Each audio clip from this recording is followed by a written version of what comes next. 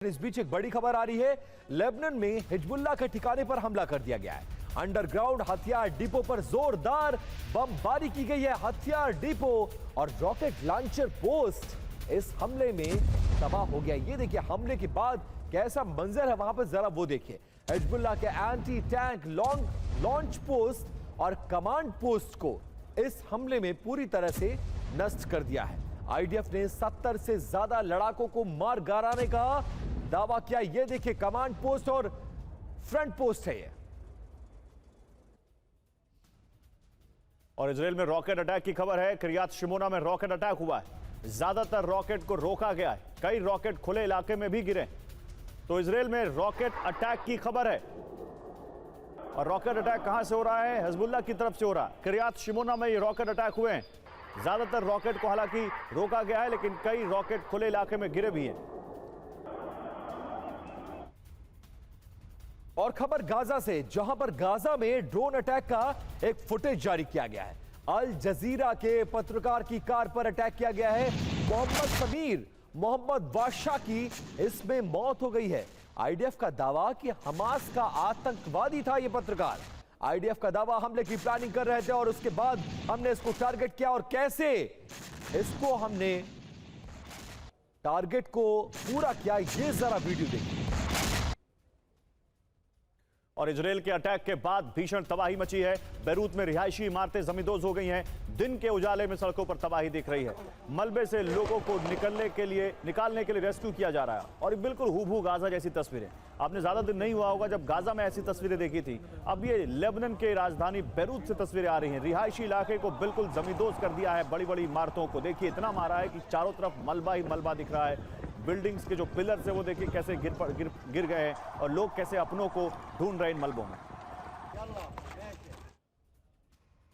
और खबर यह है कि आईडीएफ की पैराट्रूपर्स ब्रिगेड ने हमला बोला है। दक्षिणी लेबनान में हिजबुल्लाह का सेंटर को ध्वस्त करने वाले यही पैराट्रूपर्स हैं। हमले में पूरी इमारत जमींदोज हुई है। अब ये देखिए, दिन का उजाला लग रहा है। टारगेट को सेट किया गया और उसके बाद इस हमले को अंजाम दिया गया। ये हिजबुल्लाह का सेंटर है जो पूरी तरह से ध्वस्त हुआ। इसमें कोई भी जिंदा नहीं बचा है, ऐसी खबरें।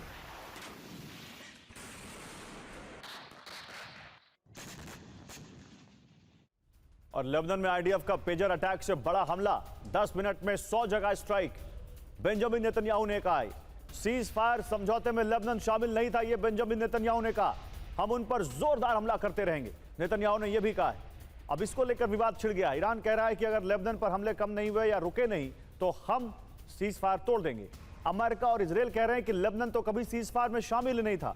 लोग पूछ रहे हैं पाकिस्तान ने आखिर कौन सा सीज फायर करवाया है जहां पर इतना विरोधाभास है। अब देखिए नेतन्याहू ने क्या ऑर्डर किया है और कैसे अंजाम दिया जा रहा है, हम लोग को जरा वो समझिए। लेबनान में बारूदी बवंडर मचा दो, कुछ ऐसा ही आईडीएफ को आदेश दिया गया है।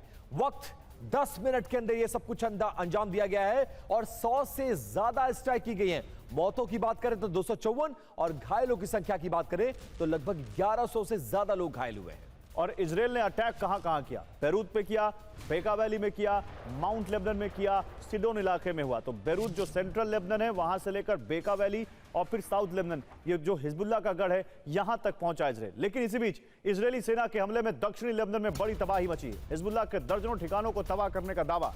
तबाह किए गए ठिकानों से हथियारों का जखीरा मिला है। हिजबुल्लाह के लड़ाके इन इमारतों में छिपे हुए थे। आईडीएफ के हमले में कई इमारतें जमींदोज हो गई। और सीरिया में भी इजराइल की गोलीबारी देखने को मिली है। सीरिया के कुनेत्रा इलाके में बमबारी हुई है। ग्रामीण इलाके को निशाना बनाकर इस हमले को अंजाम दिया गया है। ये तस्वीरें सीरिया की देखिए।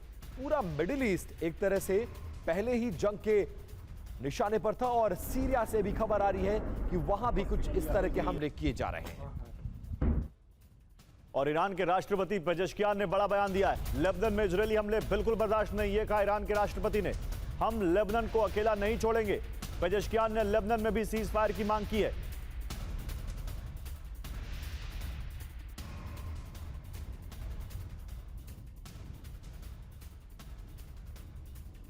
तो देखिए, ईरान के राष्ट्रपति ने कहा है कि हम लेबनान को अकेला नहीं छोड़ेंगे।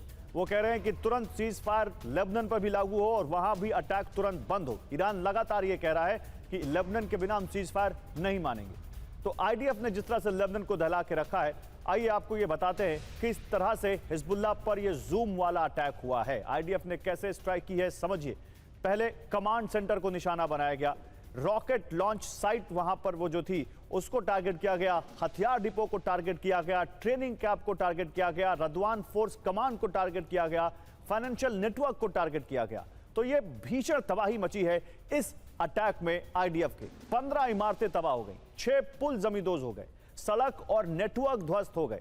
बड़ी बात क्या है, 1982 के बाद ये बेरूत में या लेबनान में इजराइल का सबसे भीषण हमला है। सीज फायर में लेबनान शामिल नहीं है, ये और यहां बड़ी बात है, जिसकी वजह से अभी भी लगता नहीं कि अटैक रुकेंगे, ये अटैक अभी और आगे होंगे।